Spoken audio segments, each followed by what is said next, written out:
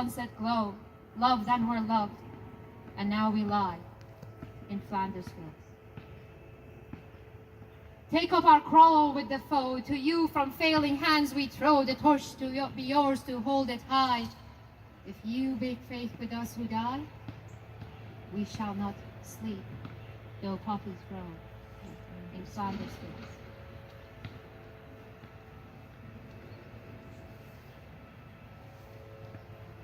In my opinion, no one wins any war.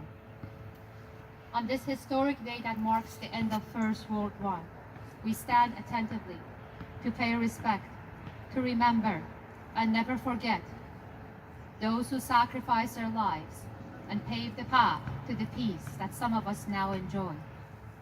The peace which we often take for granted as we go about our busy lives, sweating over minor issues, quarreling with our loved ones over trivial matters, and getting agitated over the time it takes for the red light to turn green.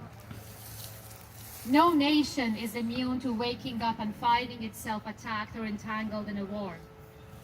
I am one of those who at age 11 woke up on a school day to the news of the beginning of an 8-year war in my home country. I still went to school like everyone else, as life went on, as it always does. However, nothing was ever the same. It still isn't. The lives we lead, the plans we make, and the freedom we cherish have been granted by those who chose to serve, who chose us over themselves. Be warned that the two words us and them, when misplaced, ignite all sorts of conflicts, cultural, racial, you name it, as we are evidently experiencing, and inevitably lead to battlefield wars. We cannot afford to take lightly the sacrifice of those who put their lives on the line so we could have ours. The cost would be the loss of our humanity. If this does not wake us up, I'm not sure what would. Look around. Among us, our friends, families, and neighbors, there's someone whose life has been touched, altered, and shattered by war. They may have lost someone or many. They may know of those who have.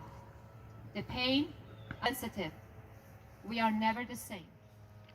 And who we are is what we leave behind. Our mark, our impact, our souls.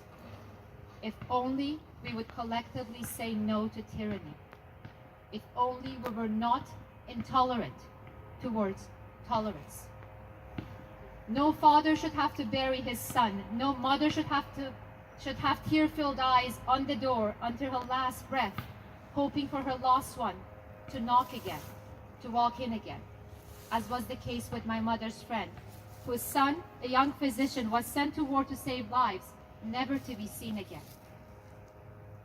No child should have to learn that their parents will never come home. No child should have to learn that there is no home anymore.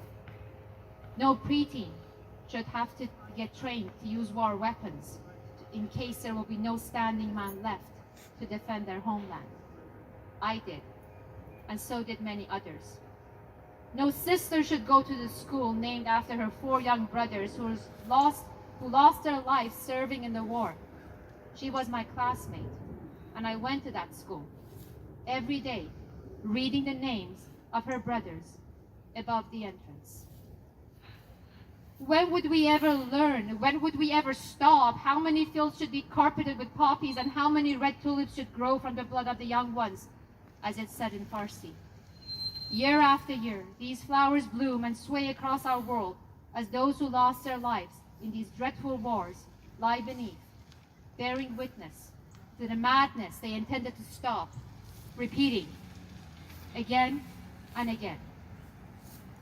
Let us never forget those who left and never returned, those who returned but were never the same, and those who cared for the ones left behind, lonely, longing for one more smile, one more kiss, and holding on to the memories of the peaceful past of feeling the dawn and seeing the glow of sunset. Let us keep faith with those who pass their torch for us to hold up high so they can sleep. Without them, we would not be here. Without them, we would not be free, nor would we have hope. Without them, our world would perish. Without them, there would be no us. As there is no them, it is only us. May God bless their souls, and may we always, always remember